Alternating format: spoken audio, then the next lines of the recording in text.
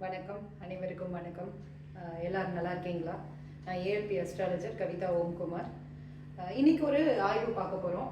இன்னைக்கான ஆய்வில் பார்த்தோம்னா, இது ஒரு பெண் ஜாதகர். இவங்க அவங்க கணவரோடு அவங்களுக்கு சில பிரச்சனைகள் இருக்கிறதா அவங்க கணவர் குடும்பத்தை சேர்ந்தவங்க எனக்கு ஃபோன் பண்ணி சொன்னாங்க.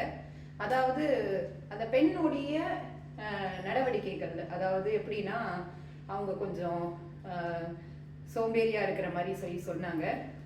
வேலை வேலை அப்படின்னு சொல்லி வேலை சார்ந்து இருக்கிறாங்க, வீட்டில் வேலைகள் பார்க்கறது இல்லை அப்படிங்கிற மாதிரி சில கம்ப்ளைண்ட்ஸ் அவங்க மேலே சொன்னாங்க. இதுக்கெல்லாம் என்ன காரணம் அப்படின்னு சொல்லி இந்த ஜாதகத்தை கொடுத்து ஆய்வு பண்ண சொன்னாங்க. ஸோ இது என்னன்னு சொல்லி நான் பார்த்ததில்ல, எனக்கு கிடைச்ச ஆய்வு உங்க எல்லாருக்கிட்டையும் நான் ஷேர் பண்ணுறேன்.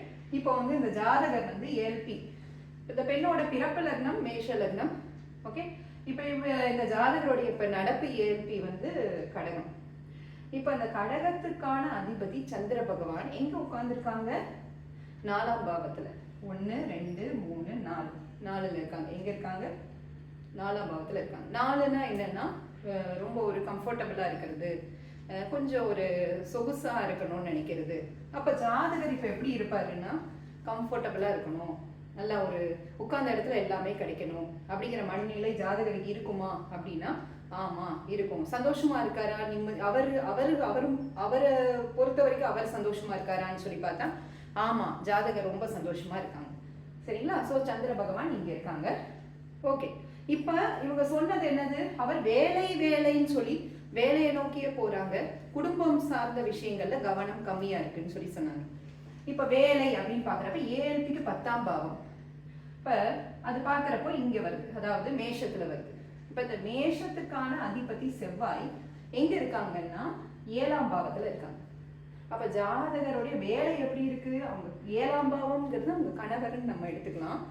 அந்த 7ஆம் பாவத்துடைய கணவருக்கான அந்த பாவத்துடைய அதிபதி, இந்த 2 பாவத்துக்கு ஆதிபத்தியம் யாரு? சனி பகவான்.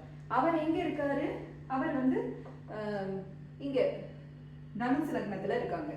சரிங்களா? சோ 7க்கு 6ல இருக்காங்க. ஜாதகருக்கு அவர் ஜாதகருக்கு அவருக்கு நல்லா இருக்காங்க, ஆனா 7ஆம் பாவத்துக்கு 6ஆம் பாவத்துல இருக்காங்க. இப்ப அந்த சனி பகவான் இங்க இருக்கிறதுனால இந்த ஜாதகர் கணவர் சார்ந்த விஷயங்கள்ல கொஞ்சம் லேகிங்கா தான் இருக்காங்க. இவங்களுக்கு வேலைங்கிற விஷயம் பிரதானமா இருக்கு. இப்ப அவங்க குடும்பத்துல சொன்ன விஷயங்கள் ஊர்ஜிதமாகுது அப்படிங்கிறத தெரிஞ்சுக்கிட்டோம். இவங்களுக்கு இதற்கான சில வழிமுறைகள் இப்ப என்ன பண்ணலாம் அப்படி இப்ப பார்த்தோம்னா, இந்த ஜாதகருக்கு போற நட்சத்திர புள்ளியே பூசம் போகுது. இப்ப பார்த்தோம்னா அந்த பூசத்திற்கான அதிபதியாகிய சனி பகவான் இந்த ஏஎல்பி லக்னத்துக்கு 6ல போய் உட்காந்துட்டாங்க. இப்ப பாருங்க, ஜாதகர் 4ஆம் பாவத்துல இருக்காங்க. இப்ப போயிட்டு இருக்கிற அந்த பூச நட்சத்திர அதிபதி சனி பகவான் அந்த லக்னத்துக்கு 6ல போய் இருக்காங்க. அப்போ பாருங்க, அப்போ ஜாதகர் இப்ப பிரச்சனையில இருக்காங்களா? வம்பு வழக்கு ஏதாவது பண்ணுவாங்களா? எதிரிகளை உருவாக்கிப்பாங்களான்னா பண்ணுவாங்க. ஏன்னா அவங்க பூச நட்சத்திரம் இப்போ போயிட்டு இருக்காங்க. ஸோ அதனால அது முடியணும் அப்படிங்கிற மாதிரி அவங்களுக்கு நிவர்த்தி சொல்லியிருக்கோம். இன்னும் சில நிவர்த்திகள்லாம் அவங்களுக்கு சொல்லப்பட்டது.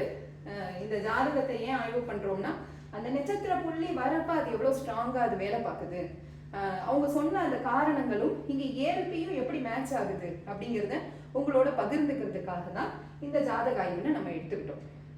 ரொம்ப நன்றி. இதை பொறுமையா கவனிச்சதற்கு உங்க எல்லாருக்கும் ரொம்ப நன்றி தெரிவிச்சுக்கிறேன். இதை எனக்கு கற்றுக் கொடுத்த என்னோட குரு பொதுவுடைய மூர்த்தி ஐயா அவர்களுக்கும் நன்றி. வாழ்க வளமுடன். அனைவருக்கும் நன்றி. நன்றி.